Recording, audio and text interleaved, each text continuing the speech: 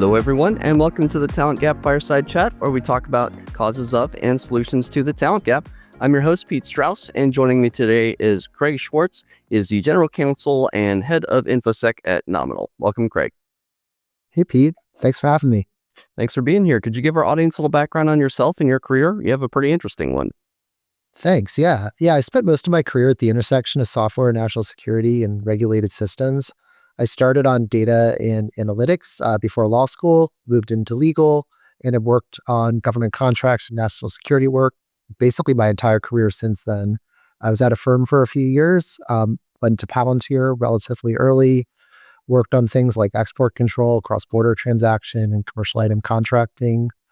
From there, I went to a company called Covariant, which was the hardware arm of OpenAI, and it spun out, helped them mature their legal department and put themselves in a position where they were acquired by Amazon. And then I went to Nominal, which is a hardware sensor analytics company, mostly dual-use software.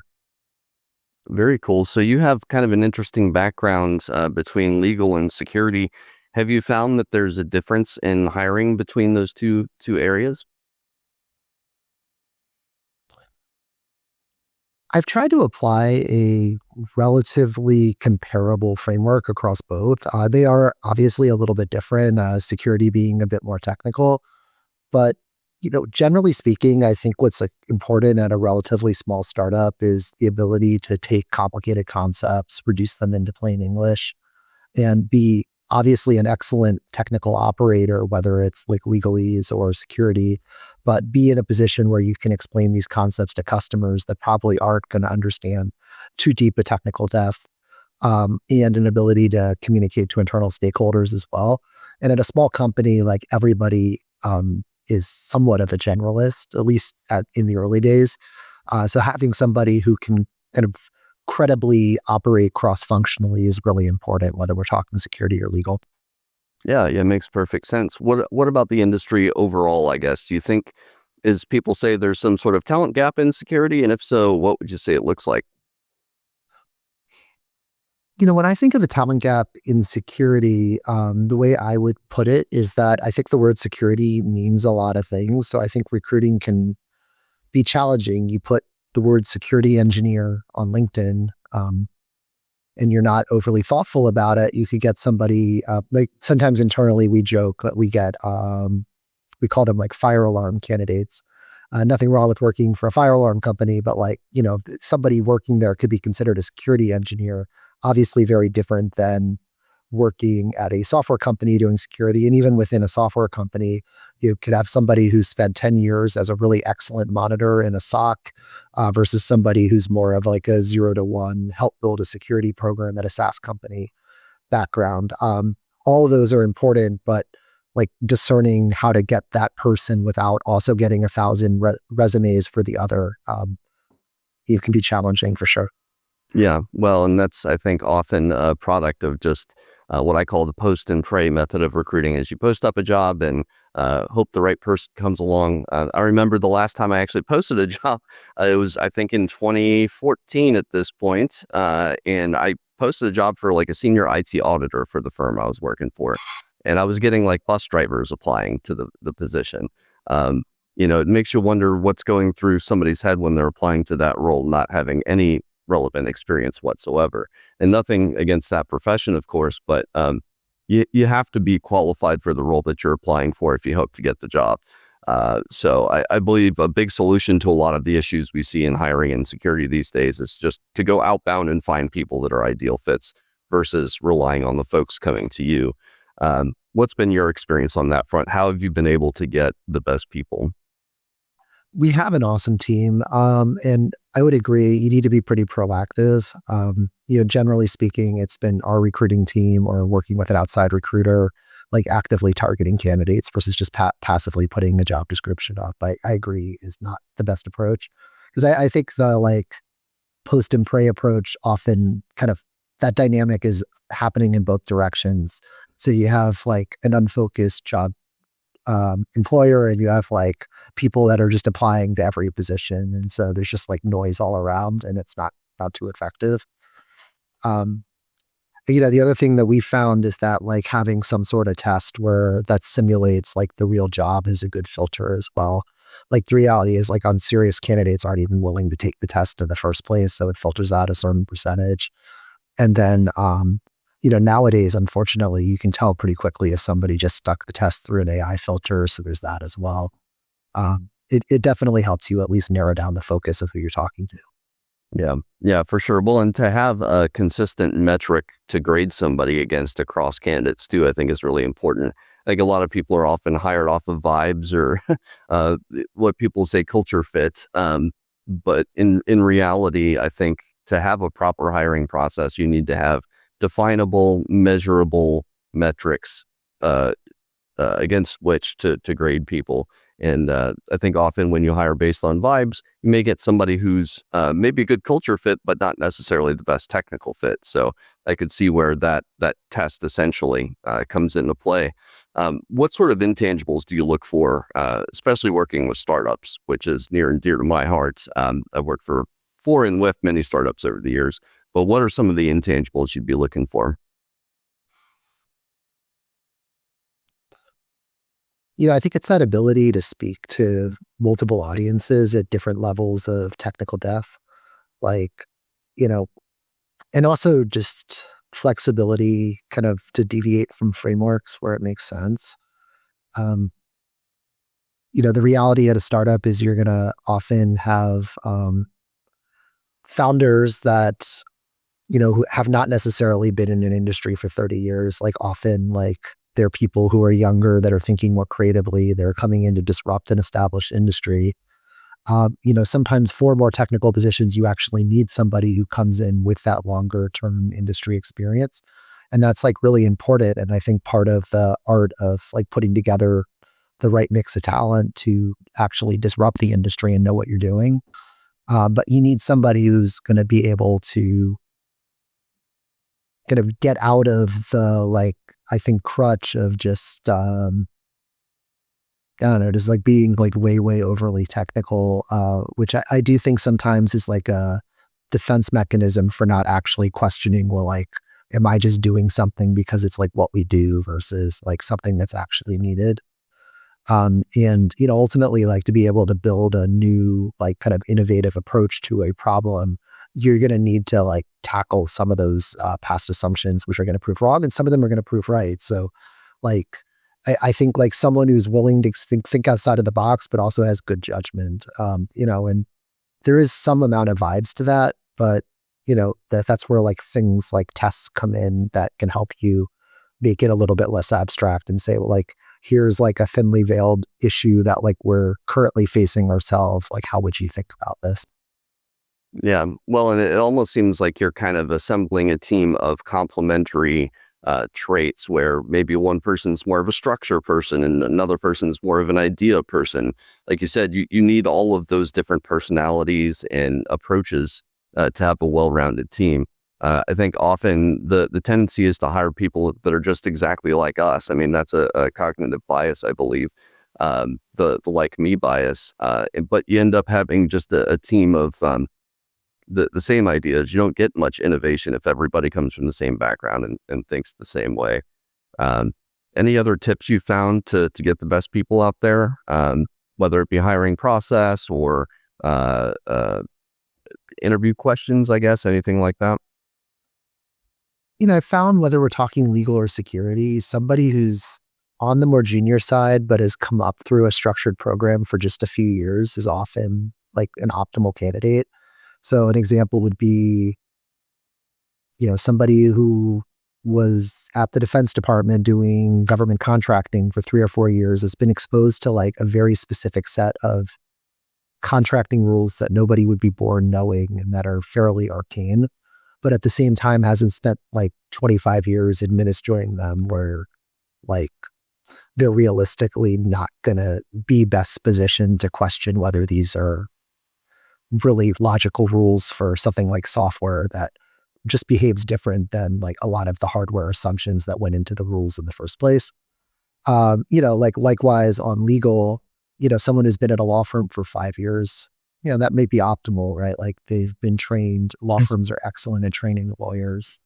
At the same time, like they may be less inclined to write like a 20-page memo for something that could be answered with a 5-sentence email. Once you've been writing the 20-page memo for 10 years, that's a lot harder. Yeah, I could certainly see that. Yeah, it's interesting you were describing that background, and I was thinking, hey, that's me, because I did something very similar. I went to work for a large corporate staffing firm when I first started my career in recruiting, and they had a really intensive training program. It was like 2.5 weeks, all day, every day training and shadowing and stuff like that. But it gave me a really good foundation to build upon, and I basically had a recruiting methodology that I then carried forward into multiple other roles, but I wasn't so deep into the industry where I was so set in my ways that I could still adapt. And I ended up working for a startup and implementing what I had learned, but then also modifying it to the different industry, which was InfoSec IT audit, which it's completely different, interestingly enough, recruiting in security versus technology in my experience. One, the difference in contract versus permanent recruiting. Another in the fact that I was so used to high volume, make 50 outbound dials a day. And that was good structure, I think, early on in my career. But then moving into more of a qualitative, larger focus on quality, less on volume in InfoSec, I found that approach really works. Do you see any tension there between, because often that's a big topic right now in GRC specifically. Is there any tension, do you think, between volume and quality in security or law for that matter?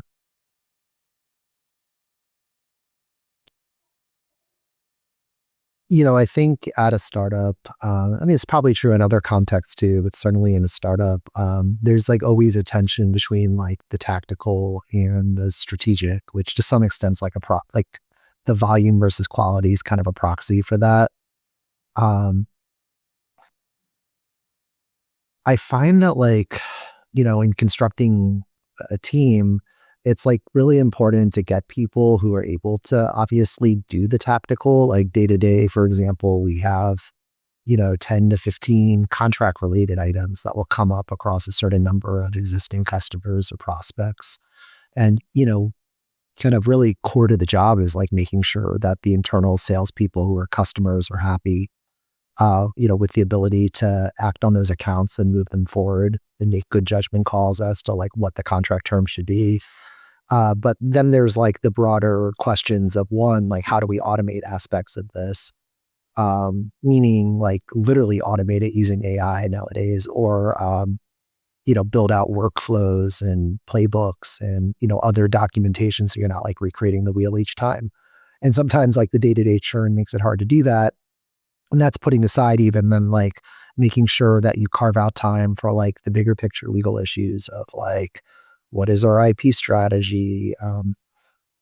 How do we want to position ourselves for the next fundraise? Going into that fundraise, what are like reasonably predictable diligence items that we're going to want to make sure we're in, what we're well positioned to just streamline through. There's like a constant balance, and you look for people who are sufficiently kind of elastic that they can handle both of those. I think same thing in security, like, in a company like Nominal, we're small enough that our security team is also handling IT. I think we're probably nearing an inflection point where we'll outgrow that, but that's typical, I think, at a certain smaller size. We have people who are both dealing with day-to-day things like monitoring CrowdStrike, but also doing IT requests as those come in, thinking strategically of like what our security program should look like. And then also, being a federal contractor, dealing with implementing frameworks like CMMC or FedRAMP. And all of those things matter and need to advance on like predictable schedules that then we're, echoing out to our customers.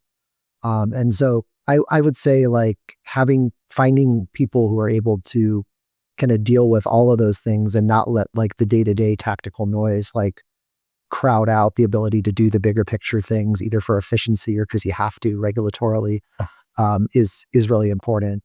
And to like your point, like it often involves having a mix of like big picture thinkers and more project management type people who, make sure the trains keep running. Yeah. Well, it seems to me that you would need to almost set aside some time for thinking to worry about what's next instead of what's immediately in front of your face all the time. I think often that can be the trap people fall into at a startup, is there's so many projects and so much to do constantly that and the hours are often so long that you don't think about what's next, or you don't think about the future of the company if you're, for lack of better terms, a drone. But I've certainly found that with startups, there's a tendency to want to hire people that think like owners, that think in terms of the business's best interest versus, punching a clock and going home at the end of the day. It's like it almost has to be a part of your identity, I think, to be like a truly effective, motivated startup person. Any thoughts on that? I agree. I think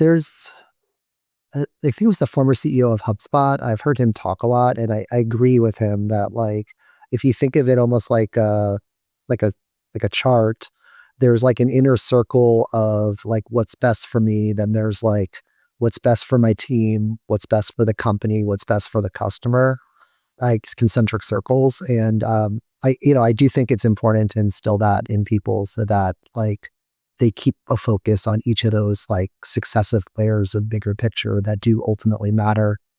Because like, none of this has any purpose if like ultimately the decisions we're making aren't good for nominal, or certainly if they're not good for the customers. For sure. What I guess impact does like a company's mission have on keeping everybody rowing in the same direction? Like, do you find that you're actually embodying the mission of the company in your day to day, or is it more sort of a slogan? I think, I mean, in our case, it's certainly not just a slogan. I also just think like in terms of like building a startup, it's good to have a mission that people can buy into, that they're orienting around. To give examples from my own career, like at both Palantir and Nominal, we don't work exclusively with the military, but a significant aspect of our work is with the military. And I do think that's like an orienting mission. It's first of all a filter. There's like a certain amount of people that are directly drawn to it. There's probably a small number of people who don't want to do that type of work. But either way, like it tends to create a certain seriousness around, we are joining a company that's like actively contributing to national security. And I do think that keeps people focused on like the bigger picture of like, in the case of Nominal, like having improved hardware sensor analytics, improve and significantly accelerate development cycles of hardware, including like really mission critical hardware, that feeds directly into our ability to defend ourselves against hypersonic missiles, to advance different autonomy designs, to accelerate next generation energy systems. Like all of those things are really important if you take national security seriously. And I do think like if you're trying to convince like a top 20-year-old coming out of Stanford, like what do you want to do kind of with your engineering talents, that's a pretty compelling pitch. I think all in all, like the mission orientation is really important. Certainly something I think about every day.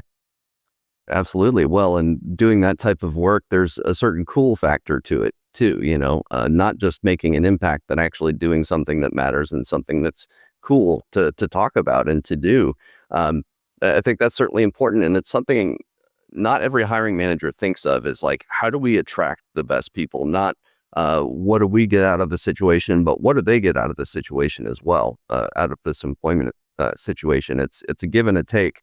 And I think a good hiring process is a combination of those two things. It's what does the candidate get out of the role, and what does the company get out of the candidate? And both of those kind of need to be addressed. And I think that kind of ties back to somebody's individual motivators, which is something I spend a lot of time on in my recruiting screens, is to make sure that individual's motivators match up with that of what the company is offering, essentially. I think you get better longer term career matches that way when you're addressing somebody's motivators. You know what they are up front, and you're able to meet those over a period of time. Any thoughts on how to hang on to people in such a chaotic market? Well, first, just as something you said about motivators, I mostly agree. I mean, I agree directionally. I do think like an interesting thing is like sometimes people don't even fully realize what motivates them. Like I know for me, like when I started talking to Palantir coming out of a law firm, I was happy at the law firm, enjoyed the work. But, I did a lot of work with traditional government contracts, and I couldn't like really put my finger on it. But like there was like something in my gut of like, there's like the system is a bit sclerotic. And in fact, like the fact we had so much legal work involved with like each of the different process steps of like interacting with the government to, you know, buy an item. I It was something that like I couldn't fully articulate. I'm not even sure it was top of mind of like this is like a big problem until like I talked to Palantir and realized like, oh, that's really interesting. Like here's a commercial software company. They've built this like really interesting data analytics model, and like the government is still like from scratch working with hardware companies that don't particularly have like the skill set to build a comparable product, let alone the fact it's kind of wasteful to rebuild something that already exists. And they're going out and doing that because like they perceive the rules as requiring them to work with companies that have particular accounting software or, other like kind of bureaucratic checkboxes that they think they have to meet. And therefore they're not doing the obvious thing, which is just buy the best in class analytics platform. And like, to me, once I started talking to Palantir, it was like, oh, that's like really interesting. Like there's clearly a better way. And then like, I kind of got the zeal of like, I'd like to come help them make that case affirmatively from the inside. Anyway, for what it's worth, like, I think that's like where it can be like really powerful, like to have like a firm point of view on how to do things. And then hopefully like it resonates with the right person and it can be pretty virtuous. They come in like super energized to then carry that flag. Yeah, yeah, absolutely. Well, it's so important, I think, to be an idea person, often in a startup. Of the hiring managers I've worked with, and especially the SaaS space, they tend to want people that are proactive and coming to them with ideas to help them improve the company, the platform, whatever it may be, for sure. But I guess back to the motivators point, that's what I spend the majority of my time screening for is motivators. And I think you're right that not everybody knows what actually motivates them. So you almost have to kind of draw it out of people. In my experience, you have to ask follow-up questions. Maybe they haven't actually thought about it before. So you have to kind of help them think through what actually has them thinking about a job change. Most of the time, if they're passive, which most people I talk to are, they haven't really thought about it. There was something in my message to them that stood out as interesting, but they don't always put a finger on it right away. So yeah, but on the retention front, like obviously it's important to attract really good people. What are some best practices, do you think, on how to keep people on board once you've actually gotten them on board?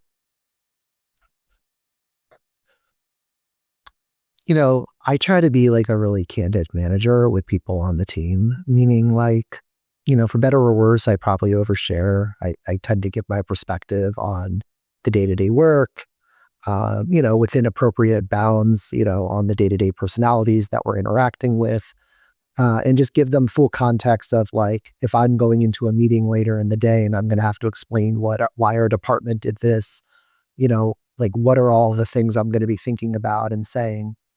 But what I found is that, again, obviously with appropriate limits, like the radical candor, so to speak, is like pretty valuable. And sometimes it's, obviously negative feedback too. Like, hey, like you really should have done something a different way. And, it caused us a 2-week delay or, I don't think you're appreciating, but like I've already committed us to approaching something another way. I'm open to being wrong, but like we need to build out the case for that. Like we can't just like change our mind on a dime without explanation. I found that like being vulnerable and just like kind of sharing with the team does create a pretty strong bond. Like, and I model my own manager of Palantir who kind of similarly kind of afforded me that respect. And, I ultimately left to go to Covariant, but like I had to like really know that made sense for me to do as like a next step in my career. Cause like I felt like a very strong personal bond of like, I'm not going to just lightly like kind of leave this team in this like position I have with, somebody I very much respect.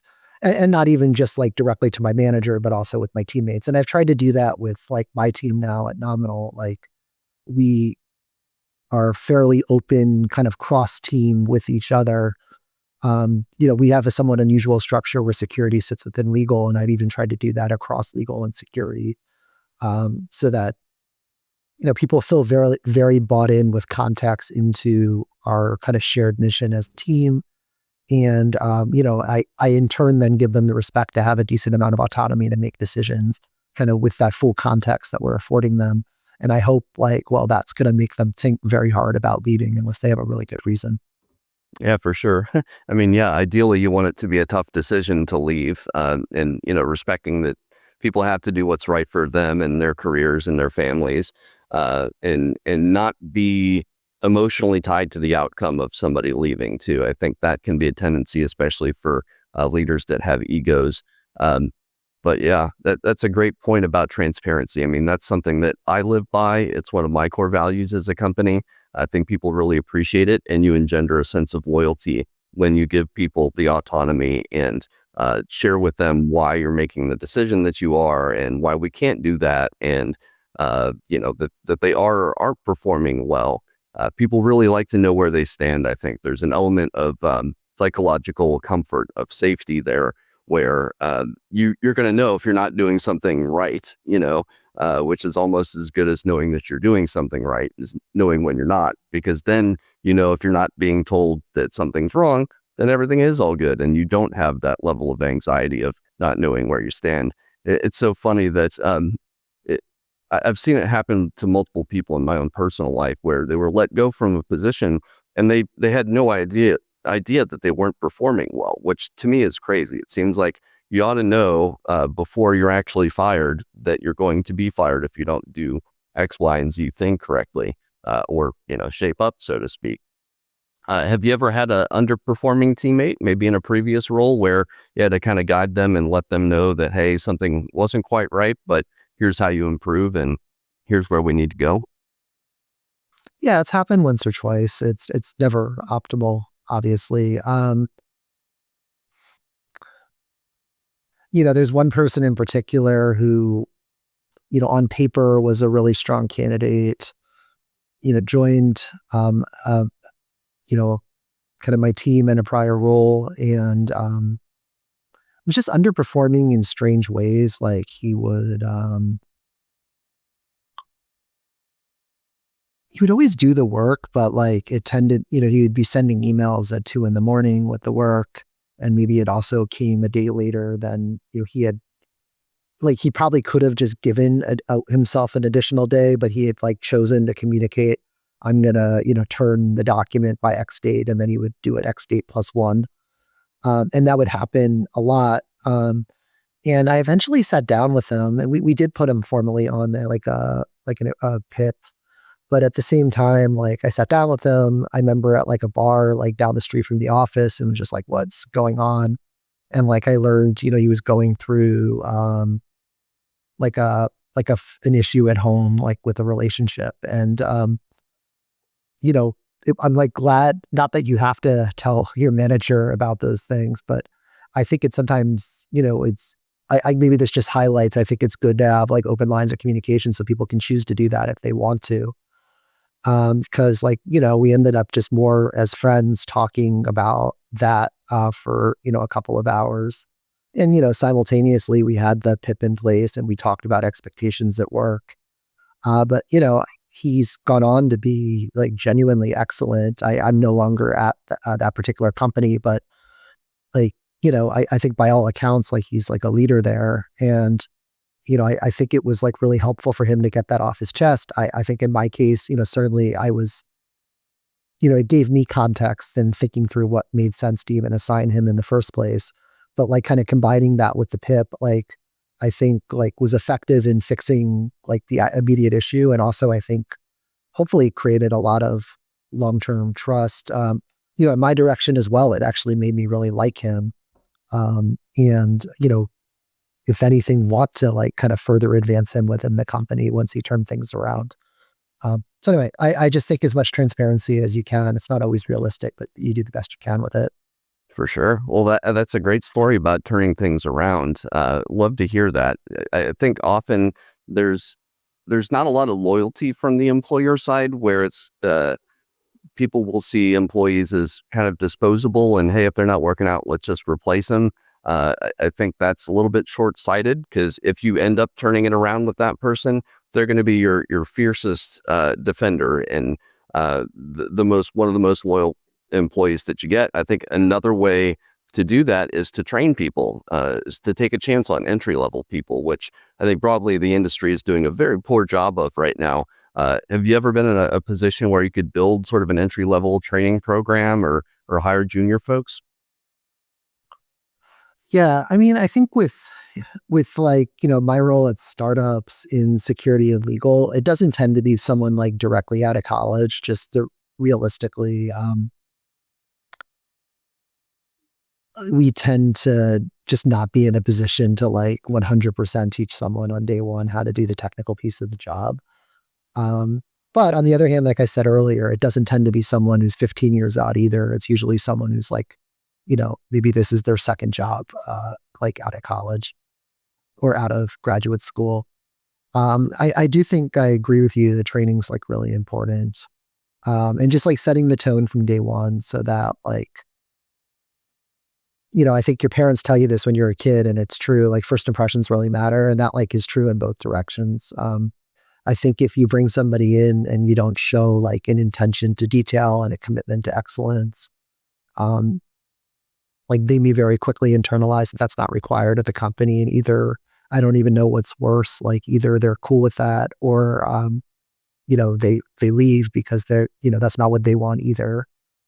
But yeah, I think it's really important to get people into good habits right away. And it's obviously painful because usually you're hiring somebody precisely because you have a gap. And then it's like the last thing that you want to do is sit down and, you know, spend an hour going through your SSP with a new security engineer. When you know that like what you really need is for that person to, you know, work on some framework implementation that's been delayed repeatedly because you're short staffed.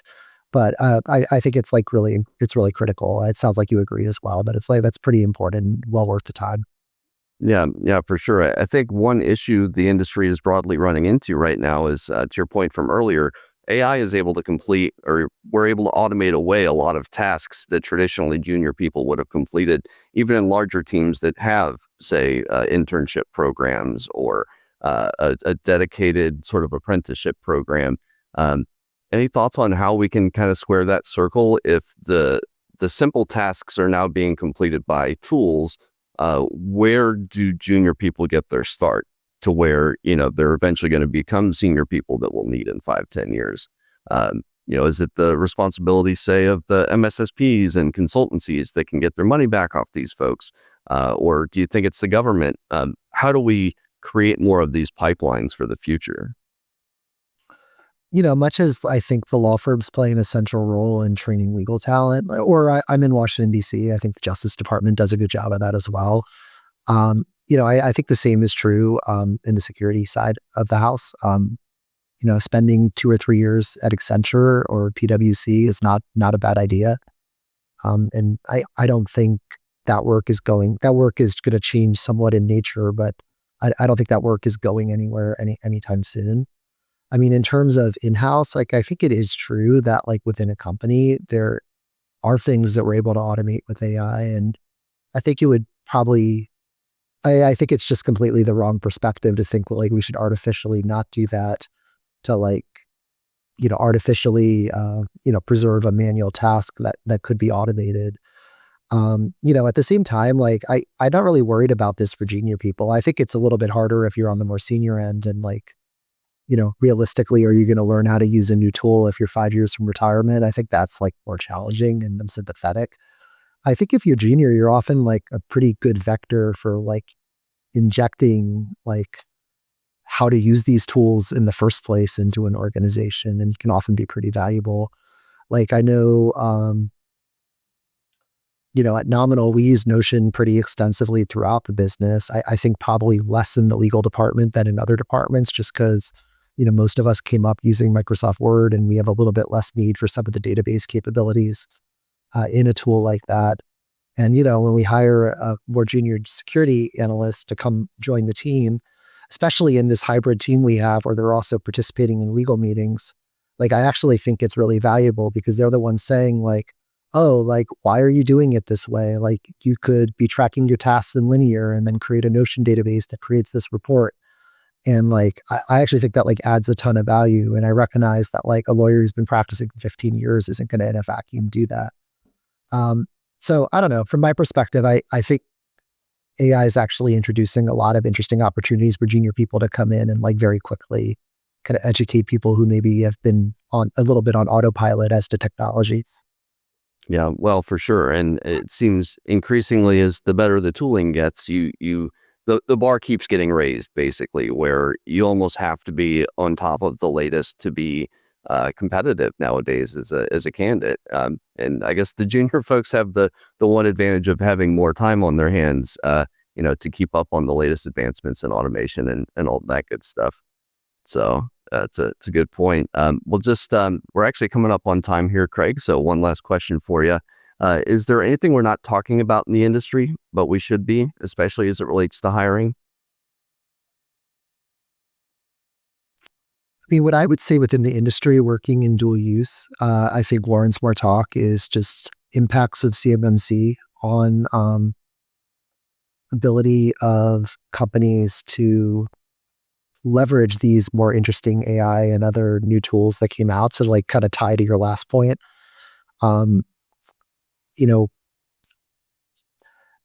By November of this year, companies operating within the defense industrial base are going to need to be what's called CMMC level 2. Most of the audience is probably familiar with that. There's a lot of good stuff that comes with that, and it's in many ways a long time coming for government contracting. But I think one thing that's often not talked about is the fact that like a very large amount of the tech stack that like the average Silicon Valley company is operating with that allows it to really be differentiated relative to a traditional contractor. Like those tools are often not CMMC compliant themselves, or they're not FedRAMP compliant. You could say that's a feature, not a bug. You don't want people using tools that, aren't approved for CUI. Probably true in some contexts, but I think we maybe paint with like a broader brush than we should. And I've seen this now, like being in the dual use industry where I talk to other CISOs and I talk to other general counsels. Like there's like a parade now of interesting dual use defense tech companies that are coming up and are in this process of migrating to CMMC compliant tooling. And like they're basically going backwards a generation in terms of like the actual tools they're able to work with day to day on their laptops. I think that we should be talking about this more because the harm may outweigh the good in many respects. Yeah, that's a great point. Well, it's a veritable war for CMMC assessors right now. So that certainly tracks. And I've been noticing a lot of advancements in CMMC specific tooling that's meant to enable easier readiness for CMMC, which has been great to see. So it's a great point, Craig. If people want to reach out to you, what's the best way to do so? Sure. By email. So craig@nominal.io. I'm also active on LinkedIn. I'd love to hear from people. Awesome. Well, thanks for your time, Craig. Thanks, everybody. Yeah. Thanks, Pete.